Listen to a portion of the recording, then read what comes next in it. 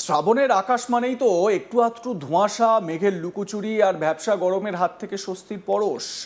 কিন্তু সেই বর্ষার চেনা রূপটি যখন হঠাৎ করে ভয়াবহ ও আগ্রাসী মূর্তি ধারণ করে, তখন ঘরে বসে থাকা সাধারণ মানুষ থেকে শুরু করে রাজপথের পথ চলতি মানুষ সবার কপালেই চিন্তার ভাঁজ পড়তে বাধ্য।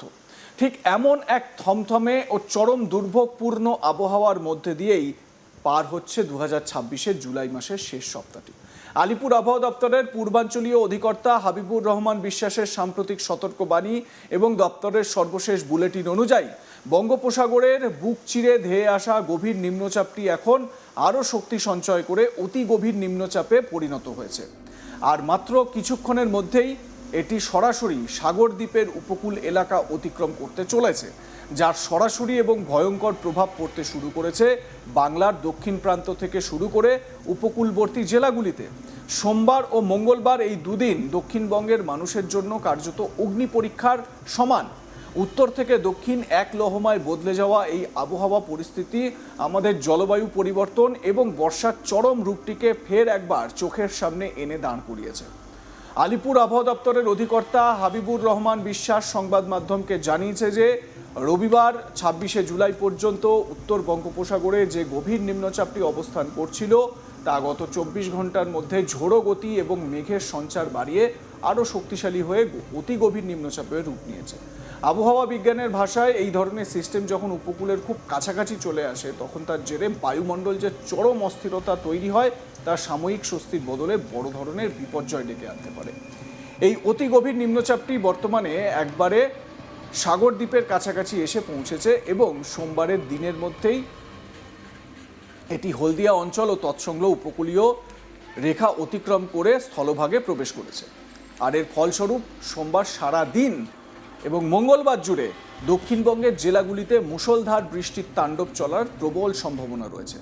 বৃষ্টি কেবল এক পশলা বা ছাঁট দেওয়া বৃষ্টি নয়, একেবারে টানা ও দাপুটে বর্ষণ, যা জনজীবনকে পুরোপুরি স্তব্ধ করে দিতে পারে। আবহাওয়া দপ্তরের পূর্বাভাস অনুযায়ী আগামী 24 ঘন্টার মধ্যে দক্ষিণবঙ্গের বেশ কয়েকটি জেলায় অতি ভারী থেকে অত্যন্ত ভারী বৃষ্টির লাল সংকেত বা সতর্কতা জারি করা হয়েছে। বিশেষ করে উপকূলের দুই জেলা দক্ষিণ 24 পরগনা এবং পূর্ব মেদিনীপুরে এই বৃষ্টির তীব্রতা সবচেয়ে বেশি থাকবে। এছাড়া জঙ্গলমহলের ঝাড়গ্রাম জেলাতেও ভারী থেকে অতি ভারী বৃষ্টির পূর্বাভাস দেওয়া হয়েছে। এই জেলাগুলিতে নদীগুলোর জলস্তর হু হু করে বাড়তে পারে, নিচু এলাকাগুলি জলমগ্ন হয়ে পড়ার আশঙ্কা রয়েছে। শুধু এই তিনটি জেলাতেই নয়, এর পাশাপাশি রাজ্যের পশ্চিমাঞ্চলের দুই গুরুত্বপূর্ণ জেলা বাঁকুড়া এবং পুরুলিয়া, শিল্পাঞ্চল, হাওড়া, উত্তর 24 পরগনা এবং খাস কলকাতা তথা তার পার্শ্ববর্তী এলাকায় ভারী বৃষ্টির সম্ভাবনা প্রবলভাবে রয়েছে। এই জেলাগুলির বাসিন্দাদের জন্য আবহাওয়া দপ্তর থেকে বিশেষ সতর্কতা অবলম্বন করার পরামর্শ দেওয়া হয়েছে। একটানা বৃষ্টির জেরে শহরের অলিগলি থেকে শুরু করে রাজপথ জলের তলায় চলে যাওয়ার আশঙ্কা উড়িয়ে দেওয়া যাচ্ছে না। তবে কি এই দুর্যোগ সারা সপ্তাহ ধরেই চলবে? এই প্রশ্নের উত্তর কিছুটা স্বস্তির হলেও বর্তমান পরিস্থিতি বেশ উদ্বেগজনক। আলিপুর আবহাওয়া দপ্তরের অধিকর্তা হাবিবুর রহমান বিশ্বাস আশ্বস্ত করে জানিয়েছেন যে এই অতি গভীর নিম্নচাপটি উপকূল অতিক্রম করে ধীরে ধীরে ঝাড়খণ্ড বা ছত্তিশগড়ের দিকে সরে যাওয়ার ফলে এর শক্তি কিছুটা ক্ষয় পাবে।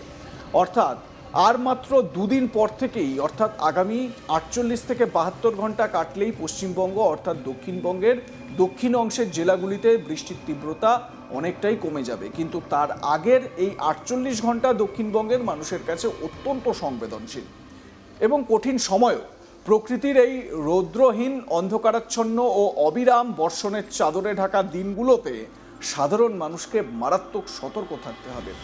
রাস্তায় জল জমে যাওয়ার সমস্যা, যানজট এবং বিদ্যুৎহীনতার মতো ছোটোখাটো থেকে বড় সমস্যাগুলোর মুখোমুখি হতে প্রস্তুত থাকতে হবে শহরবাসীকে। অন্যদিকে দক্ষিণবঙ্গে যখন প্রকৃতির এই তাণ্ডব চলছে, তখন উত্তরবঙ্গের আবহাওয়ার চিত্রটা কিছুটা অন্যরকম।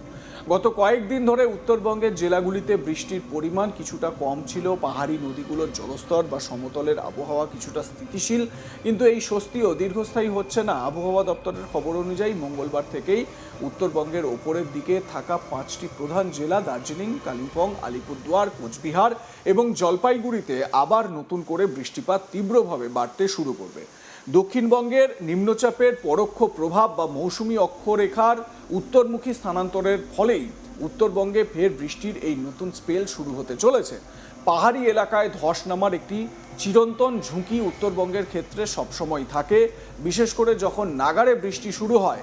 তাই উত্তরবঙ্গের বাসিন্দাদের এবং পাহাড়ি রাস্তায় যাতায়াতকারী পর্যটকদের জন্য আবহাওয়া দপ্তর বিশেষ নজরদারি রাখার কথা বলেছে। খাস কলকাতা এবং তার পার্শ্ববর্তী এলাকার যদি আলাদা করে হিসাব কষা যায়, তবে গত কয়েক ঘন্টা ধরেই তিলোত্তমার আকাশ সম্পূর্ণ মেঘাচ্ছন্ন রয়েছে। সূর্যের মুখ সেভাবে দেখা যায়নি বললেই চলে। মাঝে মধ্যেই ভ্যাপসা গরমের সঙ্গে হু হু করে ঠান্ডা বাতাস এবং তারপরেই এক পশলা থেকে মাঝারি বৃষ্টি শহরবাসীকে ভিজিয়ে দিয়ে যাচ্ছে। আলিপুর আবহাওয়া দপ্তরের পূর্বাভাস বলছে, আগামী 24 থেকে 48 ঘন্টা কলকাতার আকাশ এভাবেই মেঘে ঢাকা থাকবে।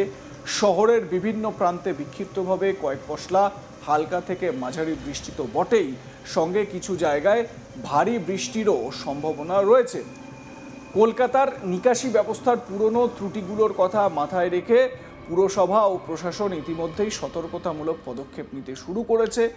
রাস্তায় পাম্প বসানো এবং জল জমা দ্রুত নিষ্কাশনের জন্য কন্ট্রোল রুম সক্রিয় করা হয়েছে। অফিস ফেরত মানুষ বা স্কুল কলেজ পড়ুয়াদের যাতায়াতের পথে যাতে কোনো বড় ভোগান্তির শিকার হতে না হয়, তার জন্য ট্রাফিক বিভাগেও বাড়তি সতর্কতা রাখা হচ্ছে। এই সমস্ত আবহাওয়ার খবরের মধ্যে সবচেয়ে গুরুত্বপূর্ণ এবং কঠোর নির্দেশিকা জারি হয়েছে বাংলার মৎস্যজীবী সম্প্রদায়ের জন্য। বঙ্গোপসাগরের বুক চিরে যে অতি গভীর নিম্নচাপটি ধেয়ে আসছে, তার জেরে সমুদ্রের রূপ এই মুহূর্তে অত্যন্ত ভয়ঙ্কর ও উত্তাল। সমুদ্রের ভেতর 40 থেকে 50 কিলোমিটার বেগে ঝোড়ো হাওয়া বইছে, যা মাঝদরিয়ায় থাকা ছোট নৌকা বা ট্রলারগুলোর পক্ষে মারাত্মক বিপজ্জনক প্রমাণিত হতে পারে।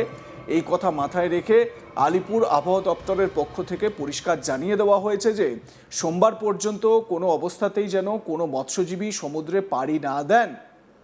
যারা ইতিমধ্যে গভীর সমুদ্রে মাছ ধরতে গিয়েছেন, তাদের দ্রুত নিরাপদ উপকূলে ফিরে আসার নির্দেশ দেওয়া হয়েছে।